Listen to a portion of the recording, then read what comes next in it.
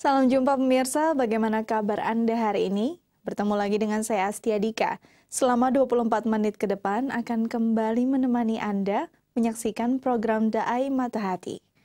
Menghadirkan beragam liputan tentang nilai-nilai kehidupan, mengajak pemirsa untuk memaknai kehidupan dan melihat sekitar kita dengan mata hati. Berikut ringkasan kisah-kisah menarik yang akan kami sajikan untuk hari ini.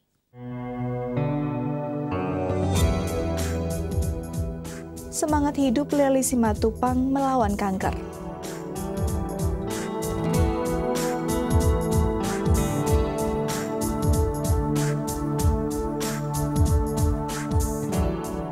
Guru relawan bagi anak lapas.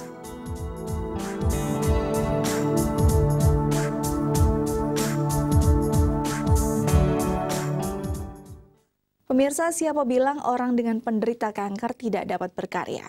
Anggapan tersebut seakan lenyap jika melihat Lely Simatupang dan karyanya. Di tengah kesibukannya sebagai pemilik sekolah kuliner, wanita yang menderita kanker rahim ini telah berhasil menelurkan satu buku motivasi bagi penderita kanker. Bagaimana semangat Lely Simatupang dalam memerangi penyakit yang sempat menggerogotinya? Berikut liputannya.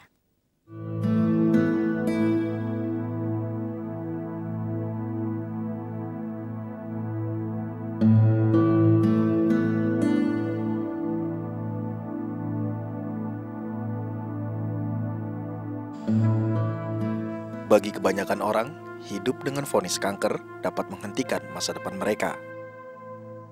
Padahal, tanpa disadari, Tuhan telah menyiapkan masa depan terbaik bagi umatnya.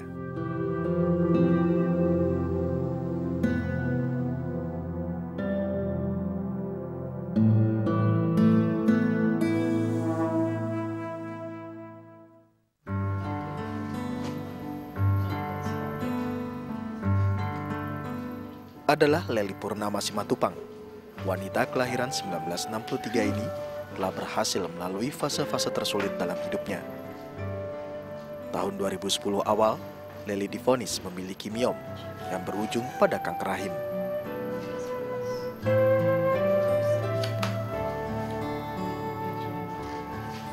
Keputusasaan sempat ia alami. Sambil merangkak mengobati masa-masa sulit tersebut, Lely tetap berkarya dan berhasil menelurkan satu buku motivasi yang diambil dari pengalaman Lely sendiri.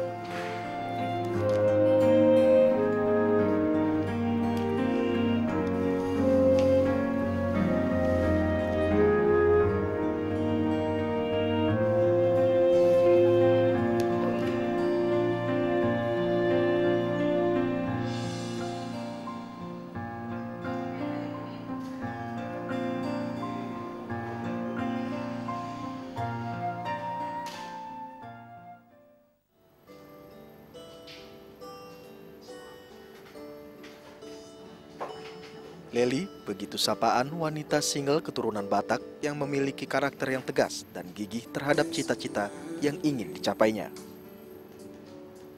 Kapasitasnya dalam pekerjaan memang tidak diragukan lagi. Jabatan manajer pun pernah ia sandang. Namun saat usianya memasuki 40 tahun, Lely lantas berpikir, apakah ia akan dapat terus menjadi karyawan dalam waktu 10 tahun ke depan.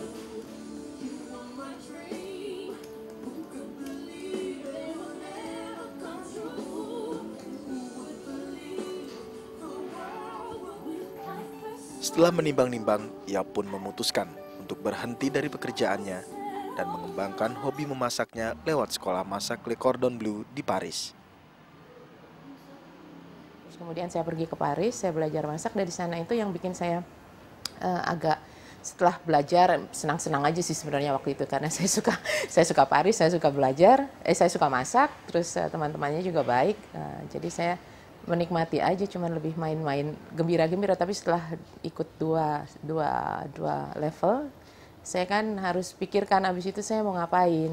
Nah, terus kemudian di situ sebenarnya yang bantu saya dapat ide ini abang saya sih. Dia bilang, coba tanya apakah sekolah Le Cordon Bleu itu bisa bikin license di Indonesia. Nah, saya cobalah approach mereka, tapi rasanya nggak mungkin. Nah, dari situ baru keluar bibitnya, oh ya, kenapa aku nggak bikin sekolah memasak aja ya? Karena apa? Karena yang saya lihat di sana itu anak umur 16-17 tahun, orang tuanya tuh kirim dari seluruh penjuru dunia loh. Dan sekolah itu nggak murah.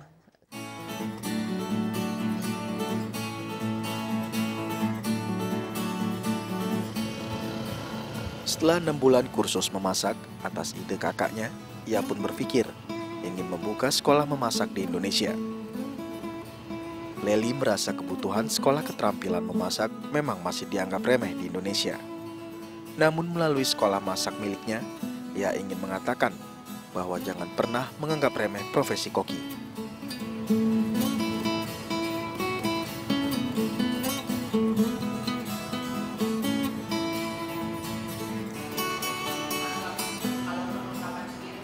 Dengan nama Chef Lely Culinary School, sekolah masak yang mengadopsi ajaran Le Cordon Bleu ini dibuka pada tahun 2005. Berbeda dari sekolah memasak kebanyakan, Chef Lely Culinary School menggunakan alat-alat masak sesuai standar Le Cordon Bleu. Kenapa ada lelinya itu penting? Karena saya punya komitmen.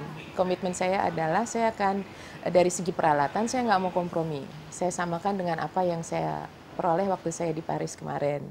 Terus kemudian dari pengajarnya saya juga nggak mau kompromi. Pengajarnya adalah para chef yang sudah pengalaman tuh minim itu 10 tahun. Saya aja nggak berani ngajar karena saya nggak punya jam terbang lah ya. Saya cuma bisa ngarahin gitu. Nah, kemudian saya juga punya komitmen untuk bahan-bahannya seberapa susahnya, seberapa mahalnya kalau saya udah masukin resep, itu harus dikasih ke murid. Sekolah memasak ini menerima seluruh murid dari usia anak hingga dewasa. Tenaga pengajarnya adalah koki dengan pengalaman kerja minimal 10 tahun.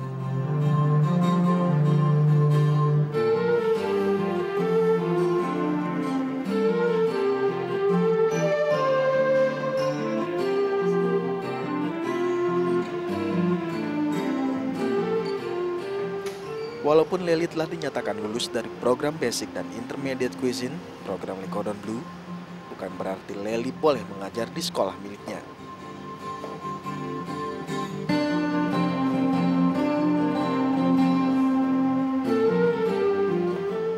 Kerja keras Lely membuahkan hasil. Ia terpilih menjadi salah satu wanita inspiratif versi majalah Wanita.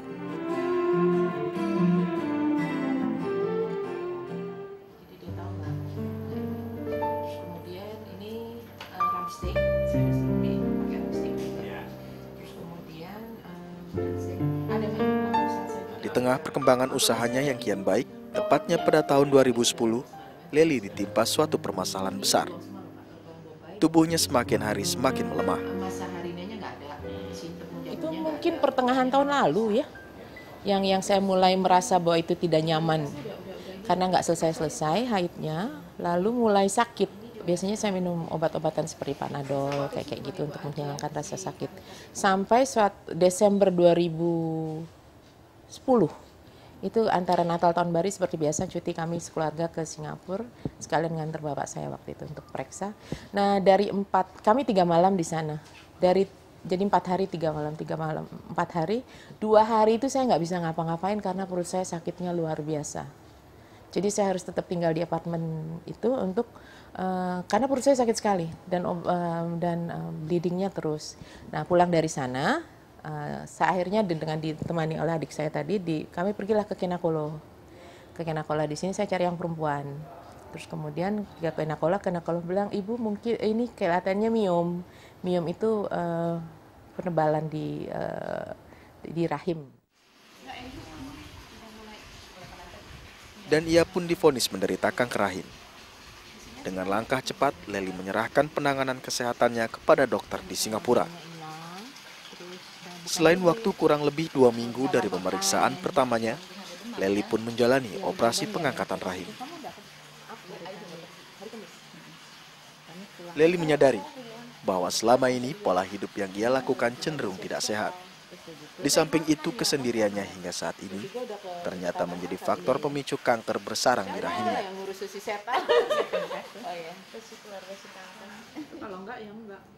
Pasca operasi, Lely dengan sigap berubah gaya hidupnya. Mulai dengan rajin berolahraga dan makan makanan organik. Sebenarnya tadi saya mau ajak kamu ke Alfres, beli buah-buahan sama sayur-sayur organik, tapi khawatir aja. Dari dokter saya nggak boleh makan lemak, nggak boleh makan manis, Dan salah satu pemicunya memang karena kegendutan. Nah, gaya hidupnya saya pulang itu udah pasti saya nggak makan processed food, makanan-makanan yang diproses seperti misalnya sosis, nugget, pokoknya yang udah dalam bentukan frozen lah. Saya menggunakan bahan-bahan yang masih bentukan raw, masih mentah. Dan kemudian itu mama saya sih yang ngurus saya waktu itu. Jadi dia langsung belikan sayurannya yang organik, ayamnya pun yang organik. Dan saya nggak makan daging sapi jadinya, karena menurut ibu saya daging sapi kurang baik untuk orang yang sakit kanker ya. Dan makanannya itu memang cuma direbus, nggak terlalu banyak bumbu. Itu satu dari segi makanan. Terus saya mulai olahraga dalam bentukan jalan pagi. Kebetulan memang kami sekeluarga cukup dekat, dan memang ayah saya itu sangat memperhatikan anak perempuan. Jadi saudara-saudara saya yang laki-laki memang agak lebih perhatian lah dengan anak perempuan.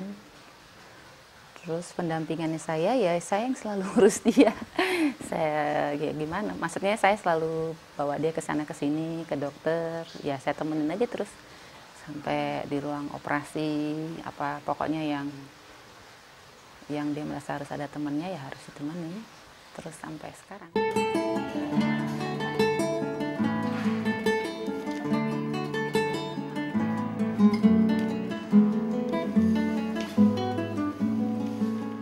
Tanpa kehabisan ide, kisah suka duka Lely ini dituangkan dalam satu buku pengalaman hidup dengan tujuan memotivasi para penderita kanker ataupun semua kalangan yang ingin mendapatkan semangat dan inspirasi Lely.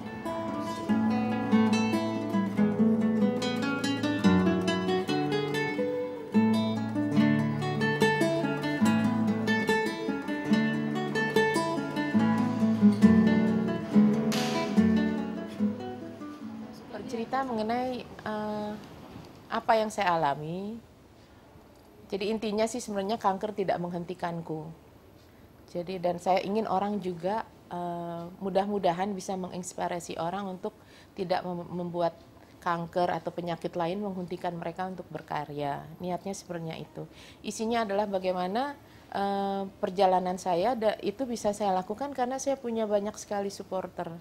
Yang utama itu keluarga saya, kemudian sahabat-sahabat saya, lalu teman-teman, terus kemudian ada lagi orang-orang yang hanya interaksi sama saya nggak terlalu sering pun mereka supporter gitu. Misalnya kayak kemarin waktu saya pulang dari rumah sakit dari Singapura, saya kan jalan pagi. Itu sepanjang jalan itu, "Non udah sembuh non, baik non." Padahal kan saya nggak gitu kenal sama mereka ya. Saya pikir, wah luar biasa sekali ya. Dia mungkin temannya orang tua saya atau mungkin dia dengar ini begini. Syukurlah kan banyak yang muslim ya, alhamdulillah non udah sehat ya. Misalnya yang sebelah sana bilang, iya anak gue udah sehat gitu. Saya bilang, oh iya luar biasa ya. Di mata rekan sekerjanya, Lely adalah sosok wanita yang tegas. Dan cerita yang ditulis dalam bukunya tersebut berhasil menyentuh Henry untuk lebih memahami apa yang dirasakan penderita kanker. Lumayan cukup mengenal beliau ya, mengenal Ibu Lely. Jadi tegas orangnya, saya belajar banyak dari dia, yang bisa saya anggap jadi panutan saya, motivasi saya. Cukup lumayan kenal juga sih. Kesan saya cuma satu tentang buku itu sih, super, itu baik banget dan benar-benar memotivasi kita bahwa jangan pernah menyerah dalam sesuatu hal. Contohnya kalau misalnya kanker itu kan hal yang udah sulit banget diterima ya, kenyataan yang paling sulit diterima. Cuman dari sana Ibu Lely sendiri bisa membuat sebuah buku yang judulnya When Life Give Me Lemons. Itu aja sih menurut kesan saya, itu baik sekali, itu buku bagus banget dan layak untuk dibaca. Bukan untuk pengidap penyakit kanker aja, tapi untuk semua orang, untuk lebih memotivasi hidup.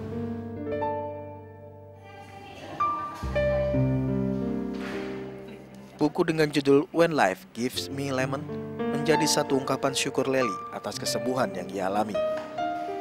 Lely pun mengajak siapa saja untuk mau menjadi sahabat untuk teman atau keluarga yang mengalami kanker. Karena berkat dukungan dan keberadaan keluarga, sahabat dan orang-orang sekitarnya lah, ia termotivasi termotivasi untuk kembali melanjutkan hidupnya dan tak menyerah melawan kanker yang dideritanya.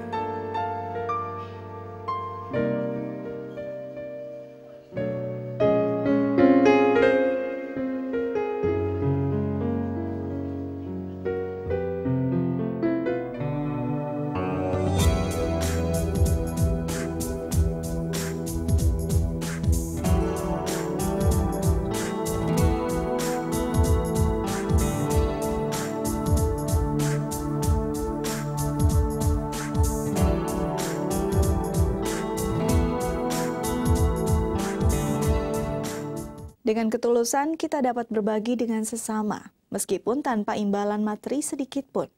Sosok Yaya Falahiyah adalah salah satunya. Wanita kelahiran 21 September ini mengabdi sebagai guru relawan di Lembaga Permasyarakatan Anak Pria Tangerang.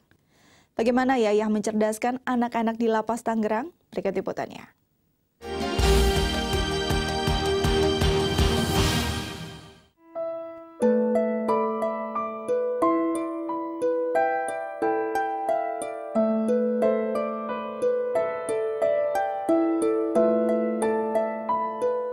Menjadi anak binaan pemerintah dan berada di balik jeruji tidak menjadi alasan bagi anak-anak ini untuk berhenti mengejar cita-cita. Semangat anak-anak itulah yang membuat sosok Yayah Falahiyah terpanggil untuk memberikan secerca harapan bagi anak didik Lapas Pria Tangerang untuk memperbaiki kesalahan dan terus menggapai cita-cita.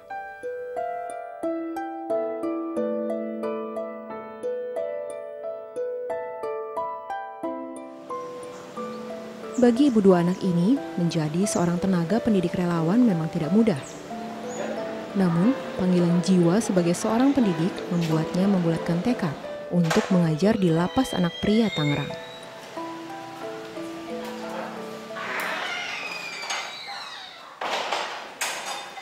Alasan saya yang pertama panggilan jiwa ya. Yang kedua saya ingin menambah pengalaman khususnya dalam bidang pendidikan. Juga merupakan tantangan bagi saya mengajar di sini karena saya lihat saya biasa mengajar di sekolah-sekolah di luar ya, tapi di sini merupakan SMP istimewa yang notabene mereka anak-anak yang memiliki latar belakang yang berbeda. Yayah sudah menjadi guru relawan di SMP Istimewa, yaitu sebuah jenjang pendidikan yang diperuntukkan bagi anak didik lapas selama kurang lebih 1 tahun. Ia mengajar pendidikan agama Islam. Dengan bekal yang diberikannya, ia berharap agar anak didik lapas mempunyai akhlak yang bagus bagi kehidupan mereka kelak. Karena saya lihat generasi bangsa sekarang, khususnya anak-anak ya, butuh akan bukan hanya ilmu tapi juga agama ya, khususnya karena basic saya memang agama, saya ingin lebih memberikan wawasan khususnya di bidang agama untuk memberikan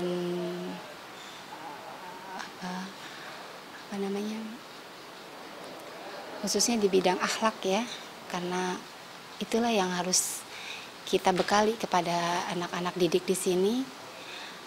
Untuk itu saya memilih materi pendidikan agama Islam. Di kalangan teman sejawat serta anak didiknya, Yayah dikenal sebagai sosok yang santun dan ikhlas. Mengenai guru kita yang kita hormati juga, beliau ini adalah sosok ya yang ikhlas dalam mengajar.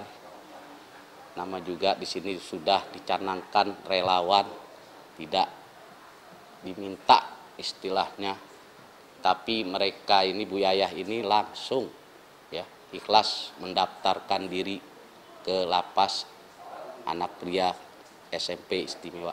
Kalau menurut saya, Ibu Yayah tuh bagus ngajar agamanya. Anak-anak pun mengerti semua. Kalau masalah agama lebih mengerti. Jadi kalau Ibu Yayah itu mengajarnya disiplin, baik, dan juga konsekuen ngajar.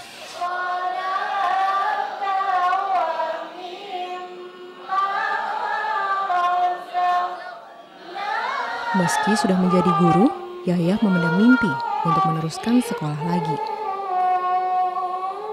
Ia ingin lebih membuka wawasannya dan lebih berguna lagi untuk mencerdaskan generasi bangsa. Setiap manusia memiliki harapan ya, cita-cita. Saya juga ada keinginan mudah-mudahan suatu saat nanti saya menjadi PNS gitu ya, tapi biarlah bagaikan air yang mengalir ya. Saya semua lakukan dengan ikhlas, karena saya pikir yang terpenting adalah memberikan ilmu kepada anak-anak dengan ikhlas, dengan apa yang ada pada diri saya, ilmu yang ada pada diri saya. Karena saya juga cita-cita saya kalau memang nanti suatu saat saya menjadi PNS, saya ingin meningkatkan pendidikan saya ya, sekolah lagi, khususnya di bidang pendidikan gitu. Harapan kita tentunya yang kerjasama dan partisipasi yang selama ini sudah berjalan mungkin ditingkatkan, dan harapan kita juga kepada pimpinan tentunya mudah-mudahan kalau toh ada kesempatan formasi, karena memang kita sangat terbatas dari segi SDM petugas ya, yang mempunyai latar belakang basic pendidikan, ya harapan kita mereka punya skala prioritas lah, diutamakan kalau ada kesempatan untuk jadi pegawai negeri.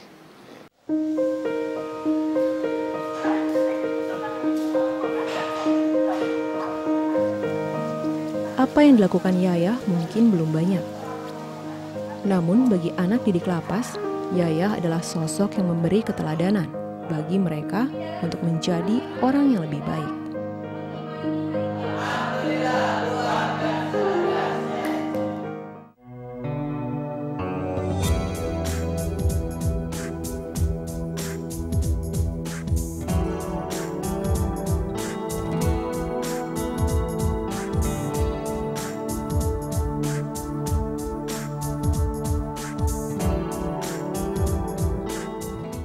Pemirsa, 24 menit sudah kami menemani Anda. Jangan lupa untuk selalu menyaksikan program Dai Mata Hati dari Senin sampai Jumat di waktu yang sama dan temukan kisah-kisah menarik lainnya.